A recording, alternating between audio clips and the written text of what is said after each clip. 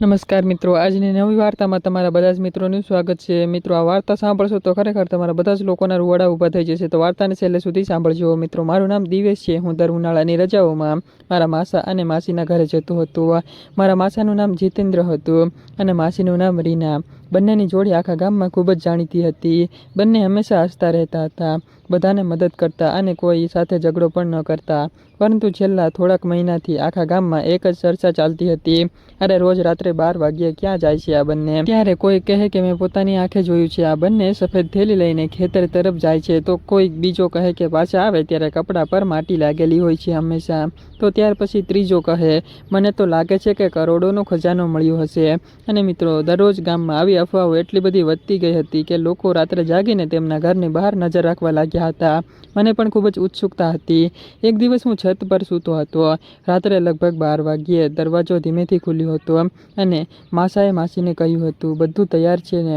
માસીએ સ્મિત કરીને જવાબ આપ્યો હતો, હા, પણ આજે કોઈને ખબર ન પડવી જોઈએ। આટલું સાંભળીને મારી ઊંઘ તો ઉડી ગઈ હતી। મેં પણ ચૂપચાપ તેમનો પીછો કરવાનું નક્કી કર્યું હતું। હવે તો મારે પણ જાણવું હતું। બંને ગામની ગલીઓ પાર કરીને ખેતરની તરફ ગયા હતા। રસ્તામાં માસી વારંવાર પાછળ જોઈ રહ્યા હતા।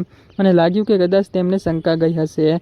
હું ઝાડ પાછળ છુપાઈ ગયો હતો। થોડી વાર પછી બંને એક જૂના બંધ પડેલા મકાન પાસે રોકાયા હતા। ત્યારે માસાએ આજુબાજુ નજર કરી અને પછી દરવાજો ખખડાવ્યો। ત્યારે અંદરથી એક વૃદ્ધ માણસ બહાર આવ્યા હતા અને માસાએ સફેદ થેલી તેમના હાથમાં આપી હતી અને વૃદ્ધની આંખોમાં આંસુ આવી ગયા।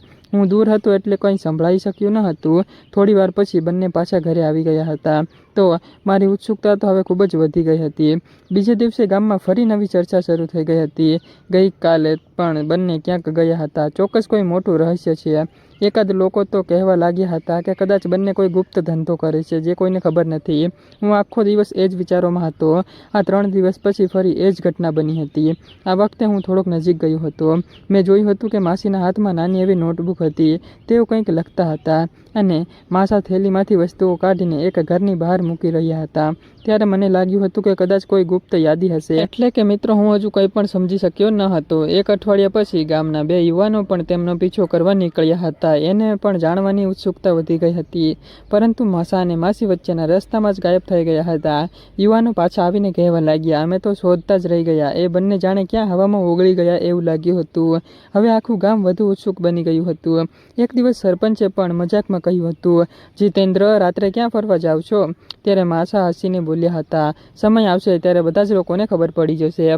આ જવાબ સાંભળીને તો ગામમાં અફવાઓનો વરસાદ શરૂ થઈ ગયો હતો। એટલે કે હવે દરરોજ નવી અફવા આવતી હતી। કોઈ કહેતું હતું કે ખજાનો છે, તો કોઈ કહેતું હતું જૂની હવેલીનું રહસ્ય છે, તો મિત્રો કોઈ કહેતું હતું ચોક્કસ કોઈ મોટું કામ છે। હું પણ હવે સત્ય જાણ્યા વગર રહેવાનો ન હતો। એક રાત્રે હું થોડોક વધુ નજીક ગયો હતો।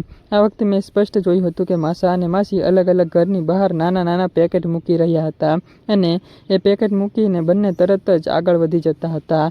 ઘરના લોકો બહાર આવે એ પહેલાં તેઓ ત્યાંથી નીકળી જતા હતા। મને હજુ પણ સમજાયું ન હતું। બીજા દિવસે સવારે હું ગામમાં ફરવા નીકળ્યો હતો। જ્યાં જ્યાં રાત્રે તેઓ ગયા હતા ત્યાંના લોકોના ચહેરા ખુશ દેખાઈ રહ્યા હતા। કોઈના ઘરે અનાજ આવ્યું હતું, તો કોઈના ઘરે દવા મળી હતી, કોઈના બાળકો માટે સ્કૂલની બેગ હતી અને કોઈના માટે પુસ્તકો મૂકેલા હતા। પણ કોઈને ખબર ન હતી કે આ બધું કોણ મૂકી જાય છે। અને મિત્રો, હવે મારું મન પણ કહી રહ્યું હતું કે આ રહસ્ય તો અહીં જ છે, પણ પુરાવો ન હતો। થોડા દિવસ પછી ગામમાં ભારે વરસાદ પડ્યો હતો। એક ગરીબ પરિવારનું ઘર પણ તૂટી ગયું હતું। સવારે લોકો ત્યાં પહોંચ્યા હતા ત્યારે નવા કપડાં, અનાજ, દૂધ અને દવાઓ પહેલેથી જ ત્યાં રાખેલી હતી। અને મિત્રો, આ બધી જ વસ્તુઓ જોઈને બધા લોકો આશ્ચર્યમાં પડી ગયા હતા કે આ કોણ મૂકી જાય છે। ત્યાર પછી હવે સરપંચે નક્કી કર્યું હતું, આજે રાત્રે સત્ય બહાર લાવવું જ પડશે। રાત્રે ગામના ઘણા જ બધા લોકોએ છુપાઈને બેઠા હતા। 12 વાગ્યે માસા અને માસી ફરી બહાર નીકળ્યા હતા, દરરોજની જેમ પહેલા નીકળ્યા હતા। આ વખતે તેઓ સીધા એક વૃદ્ધ દંપતીના ઘરે ગયા હતા। ત્યાં માસીએ દરવાજા પાસે થેલી મૂકી। માસાએ ધીમેથી કહ્યું હતું, ભગવાન કરે તેમની દવા સમયસર મળી જાય। એટલામાં ગામના લોકો બહાર આવી ગયા હતા। સરપંચે પૂછ્યું હતું, જીતેન્દ્ર, આ બધું શું છે? ત્યારે માસા થોડાક સમય માટે શાંત રહી ગયા હતા, પછી ધીમેથી બોલ્યા હતા, આ 5 વર્ષ પહેલાં જ્યારે મારા પિતાની તબિયત ખરાબ હતી ત્યારે આખા ગામે અમારી મદદ કરી હતી અને એ દિવસથી અમે નક્કી કર્યું કે જે પરિવાર મુશ્કેલીમાં હોય એની અમે મદદ કરશું, અને એ પણ એને ખબર પડ્યા વગર। પણ કોઈને ખબર જ ના પડવા દીધી અમે। માસીની આંખોમાં આંસુ આવી ગયા। તેમણે કહ્યું હતું, જો લોકો જાણશે તો મદદનો દેખાડો થઈ જશે, તેથી અમે રાત્રે નીકળતા હતા। આ સાંભળીને આખું ગામ નિશબ્દ થઈ ગયું હતું। જે લોકો ખોટી વાતો કરતા હતા તેઓ શરમાઈ ગયા હતા. સરપંચે આગળ વધીને બંનેના હાથ પકડ્યા હતા અને કહ્યું હતું, આજે સમજાયું કે સાચી સેવા એ છે જેમાં નામની ઈચ્છા ન હોય. તે દિવસ પછી ગામમાં એક નવી પરંપરા શરૂ થઈ ગઈ હતી અને પરંપરા કંઈક આવી હતી કે ઘણા જ લોકો રાત્રે જરૂરિયાતમંદ લોકોની અને પરિવારવાળાઓની ગુપ્ત રીતે મદદ કરવા લાગ્યા હતા અને માસા માસીનું રહસ્ય આખા ગામ માટે પ્રેરણા બની ગયું હતું. તો મિત્રો, જ્યારે આખા ગામને ખબર પડી હતી કે માસા અને માસી રાત્રે ગરીબ લોકોની ગુપ્ત રીતે મદદ કરવા જતા હતા, ત્યારે બધા જ લોકો પોતાના પર જ શરમાઈ ગયા હતા, કારણ કે એ લોકો વાતો અને અફવા ફેલાવી રહ્યા હતા. જે લોકો તેમની પાછળ વાતો કરતા હતા એ જ લોકો હવે તેમની સામે નજર પણ મેળવી શકતા ન હતા. બીજા જ દિવસે સરપંચે ગામની બેઠક બોલાવી હતી. બધા લોકો એકઠા થયા હતા. સરપંચે કહ્યું, આજે આપણે જીતેન્દ્રભાઈ અને રીનાબેન પાસે માફી માંગવી જોઈએ. આપણા સાંભળેલી વાતો પર વિશ્વાસ કર્યો પણ સત્ય જાણવાની ક્યારેય કોશિશ ન કરી. અને માસા હસીને બોલ્યા હતા, અમને કોઈની સામે ફરિયાદ નથી. જો હવે પછી ગામમાં કોઈ ભૂખ્યો ન સૂવે તો એ જ અમારી જીત છે. આ વાત સાંભળીને ખરેખર મિત્રો આખું વાતાવરણ ભાવુક થઈ ગયું હતું. પરંતુ વાર્તા અહીં પૂરી થવાની ન હતી. 3 દિવસ પછી ફરી એક વખત રાત્રે 12 વાગ્યે માસા અને માસી ઘરની બહાર નીકળ્યા હતા, જેવી રીતે દરરોજ નીકળતા હતા. આ વખતે મેં તેમને પૂછ્યું હતું, હવે તો બધાને સત્ય ખબર પડી ગયું છે, તો પણ તમે રાત્રે કેમ નીકળો છો? ત્યારે માસીએ માત્ર એટલું જ કહ્યું હતું, બધા જ રહસ્યો એક જ દિવસે નથી ખુલતા. અને મને ફરી નવાઈ લાગી હતી કે આ વખતે હું પાછું ફરી નવું રહસ્ય. હું તેમની સાથે જ ગયો હતો. ગામની બહાર એક નાનકડા એવા ઝૂંપડામાં એક વૃદ્ધ મહિલા રહેતી હતી. તેનો કોઈ દીકરો કે દીકરી ન હતું, એટલે કે એકલા જ હતા. માસા દર મહિને તેમના માટે દવાઓ લઈ જતા હતા અને માસી તેમના માટે ઘરે બનાવેલું જમવાનું આપતા હતા. વૃદ્ધ મહિલાએ માસાનો હાથ પકડીને કહ્યું હતું, બેટા, ભગવાન તમને બંનેને સુખી રાખે. જો તમે ન હોત તો કદાચ હું આજે જીવતી પણ ન હોત.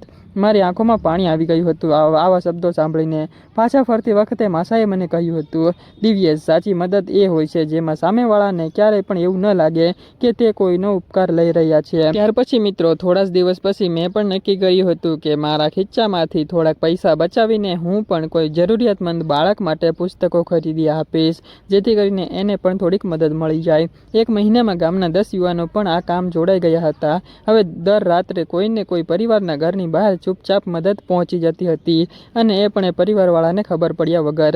આજે પણ એ ગામમાં એક જ નિયમ છે, જો કોઈ મુશ્કેલીમાં હોય તો મદદ પહોંચે છે, પણ મદદ કરનારું નામ ક્યારેય બહાર આવતું નથી. તો મિત્રો, આ વાર્તા આપણને એક જ વાત શીખવે છે, લોકો શું કહે છે એના કરતાં સત્ય શું છે એ જાણવાનો પ્રયત્ન કરવો જોઈએ. કારણ કે લોકોને તો વાતો કરવાનું કામ જ હોય છે, એ તો વાતો જ કર્યા કરે. ઘણી વખત જે રહસ્ય લાગે છે તેની પાછળ કોઈનું કોઈ મોટું દિલ છુપાયેલું હોય છે અને કોઈ મોટું રહસ્ય હોય છે. આ વાર્તા ફક્ત ને ફક્ત કાલ્પનિક છે ને ફક્ત મનોરંજન માટે બનાવવામાં આવે છે. કોઈ પણ ધર્મ કે કોઈ પણ વ્યક્તિ સાથે સંબંધ હોતા નથી. તો કાલ્પનિક રીતે જ વાર્તા સાંભળજો, કોઈ પણ લોકોએ દિલ ઉપર ન લેવું. આવતીકાલે ફરી મળશું નવી અને ખાસ વાર્તા સાથે. ત્યાં સુધી આવજો મિત્રો.